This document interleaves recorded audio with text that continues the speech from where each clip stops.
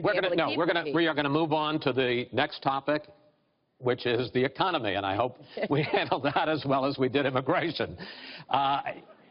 You also have very different ideas about how to get the economy growing faster. Secretary Clinton, in your plan, government plays a big role. You see more government spending, more entitlements, more tax credits, more tax penalties.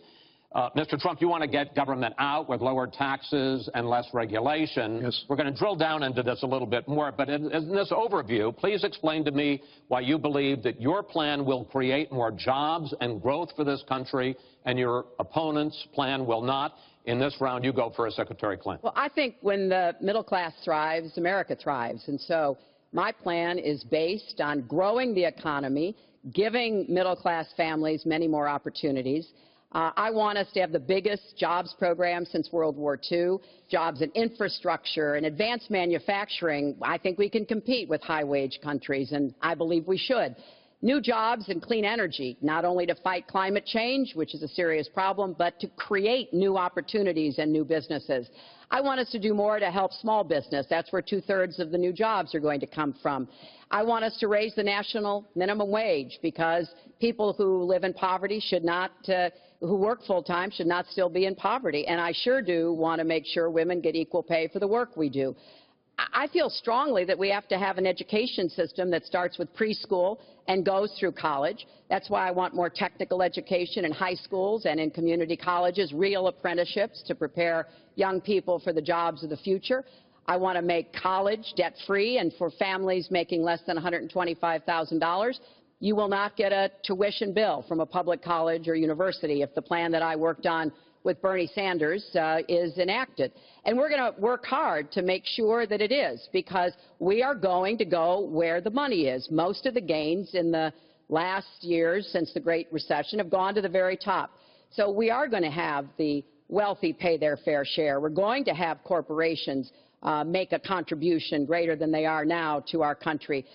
That is a plan that has been analyzed by independent experts, which said that it could produce 10 million new jobs. By contrast, Donald's plan has been analyzed to conclude it might lose 3.5 million jobs. Why? Because his whole plan is to cut taxes, to give the biggest tax breaks ever to the wealthy and to corporations, adding $20 trillion to our debt and causing the kind of dislocation that we have seen before, because it truly will be trickle-down economics on steroids. So the plan I have, I think, will actually produce greater opportunities. The plan he has will cost us jobs and possibly lead to another Great Recession. Secretary, thank you. Mr. Trump, why will your plan create more jobs and growth than Secretary Clinton? Well, first of all, before I start on my plan, her plan is going to raise taxes and even double your taxes. Her tax plan is a disaster, and she can say all she wants about college tuition, and I'm a big proponent. We're going to do a lot of things for college tuition, but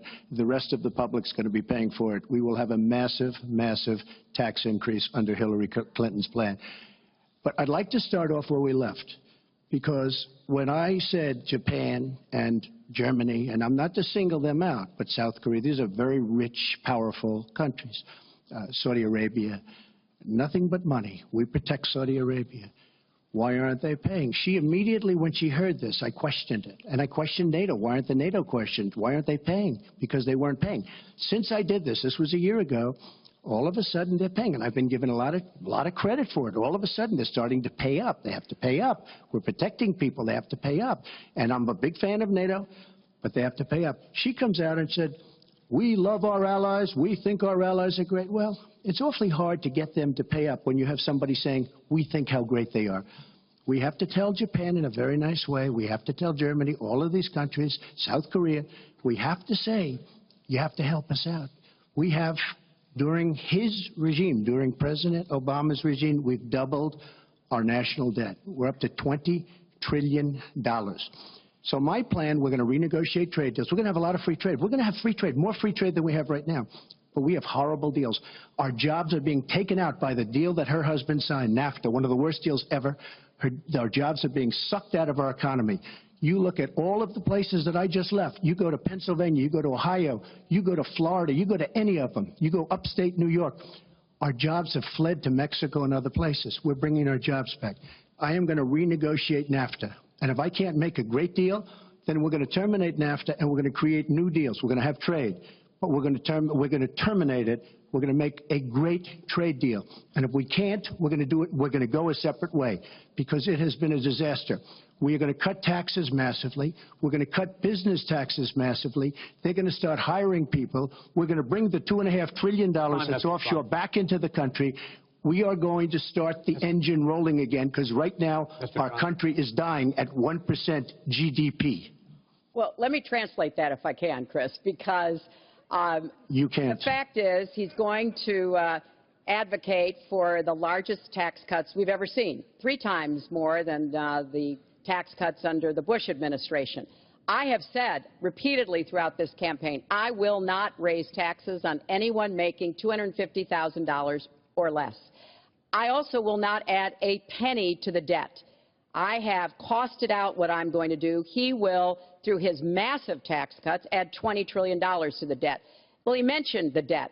We know how to get control of the debt. When my husband was president, we went from a $300 billion deficit to a $200 billion surplus, and we were actually on the path to eliminating the national debt. When President Obama came into office, he inherited the worst economic disaster since the Great Depression. He has cut the deficit by 2/3. So, yes, one of the ways you go after the debt, one of the ways you create jobs is by investing in people. So I do have investments in new jobs, investments in education, skill training, and the opportunities for people to get ahead and stay ahead. That's the kind of approach that will work. Cutting taxes on the wealthy, we've tried that. It has not worked the way that it has been promised. Secretary Clinton, I want to pursue your plan because in many ways it is similar to the Obama stimulus plan in 2009, which has led to the slowest GDP growth since 1949. Correct. Thank you, sir. You told me in July when we spoke that the problem is that President Obama didn't get to do enough in what he was trying to do with this stimulus. So is your plan basically even more of the Obama stimulus? Well, it's a combination, Chris. And let me say that when you inherit the level of economic catastrophe that President Obama inherited, it was a real touch-and-go situation. I was in the Senate before I became Secretary of State. I've never seen people as physically distraught as the Bush administration team was because of what was happening to the economy. I personally believe that the steps that President Obama took saved the economy. He doesn't get the credit he deserves for taking some very hard positions. But it was a terrible recession. So now we've dug ourselves out of it. We're standing, but we're not yet running. So what I am proposing is that we invest from the middle out and the ground up, not the top down. That is not going to work. That's why what I have put forward doesn't add a penny to the debt, but it is the kind of approach that will enable more people to take those new jobs, higher paying jobs. We're beginning to see some increase in incomes, and we certainly have had a long string of increasing jobs. We've got to do more to get the whole economy moving, and that's what I believe I will be able to do. Mr. Trump, even conservative economists who have looked at your plan say that the numbers don't add up, that your idea, and you've talked about 25 million jobs created, 4% over a 10-year period growth, is unrealistic. And they say, you talk a lot about growing the energy industry, they say with oil prices as low as they are right now, that's unrealistic as well. Your response? So I just left some high representatives of India. They're growing at 8%. China is growing at 7%, and that for them is a catastrophically low number. We are growing. Our last report came out, and it's right around the 1% level, and I think it's going down. Last week, as you know, at the end of last week, they came out with an anemic jobs report, a terrible jobs report. In fact, I said, is that the last jobs report before the election? Because if it is, I should win easily. It was so bad. The report was so bad. Look, our country is stagnant. We've lost our jobs. We've lost our businesses. We're not making things anymore, relatively speaking. Our product is pouring in from China, pouring in from Vietnam, pouring in from all over the world. I've visited so many communities. This has been such an incredible education for me, Chris.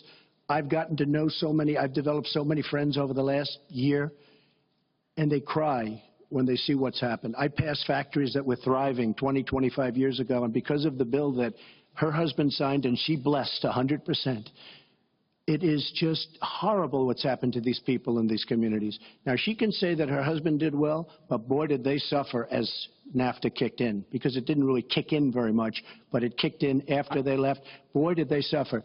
That was one of the worst things that's ever been signed by our country. Now she wants to sign Trans-Pacific Partnership, and she wants it.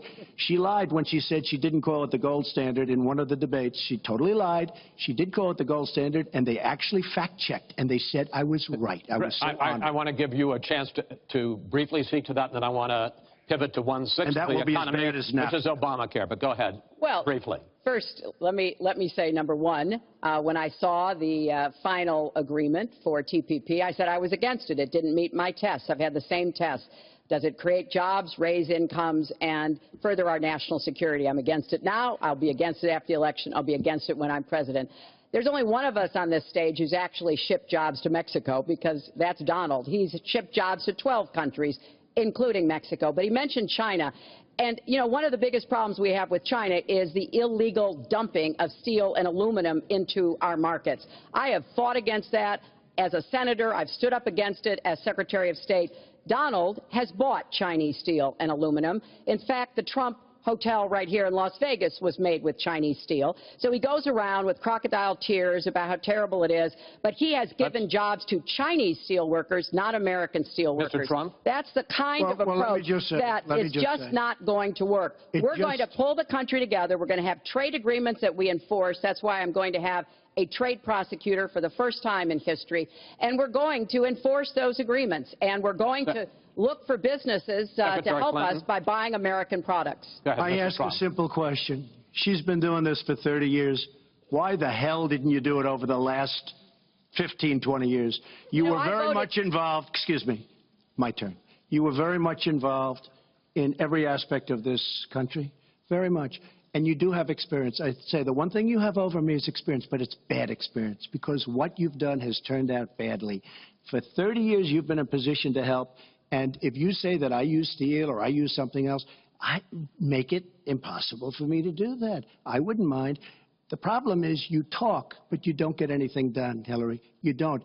Just like when you ran the State Department, $6 billion was missing. How do you miss $6 billion?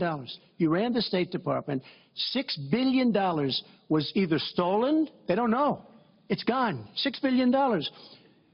If you become president, this country is going to be in some mess, believe me. Well, first of all, what he just said about the State Department is not only untrue, it's been debunked numerous times. But I think it's really an important issue. He raised the 30 years of experience. So let me just talk briefly about that. You know, back in the 1970s, I worked for the Children's Defense Fund, and I was taking on discrimination against African-American kids in schools. He was getting sued by the Justice Department for racial discrimination in his apartment buildings. In the 1980s, I was working to reform the schools in Arkansas. He was borrowing $14 million from his father to start his businesses. In the 1990s, I went to Beijing, and I said women's rights are human rights. He insulted a former Miss Universe, Alicia Machado, called her an eating machine. And on the day when I was in the Situation Room, monitoring the raid that brought Osama bin Laden to justice, he was hosting the Celebrity Apprentice. So I'm happy to compare my 30 years of experience, what I've done for this country, trying to help in every way I could, especially kids and families, get ahead and stay ahead, with your 30 years, and I'll let the American people make that decision. Well, I think I did a much better job. I built a massive company, a great company, some of the greatest assets anywhere in the world. Worth many, many billions of dollars. I started with a $1 million loan. I agree with that. It's a $1 million loan, but I built a phenomenal company. And if we could run our country the way I've run my company, we would have a country that you would be so proud of. You would even be proud of it.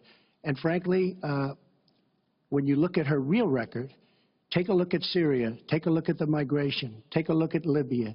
Take a look at Iraq. She gave us ISIS because her and Obama created this huge vacuum.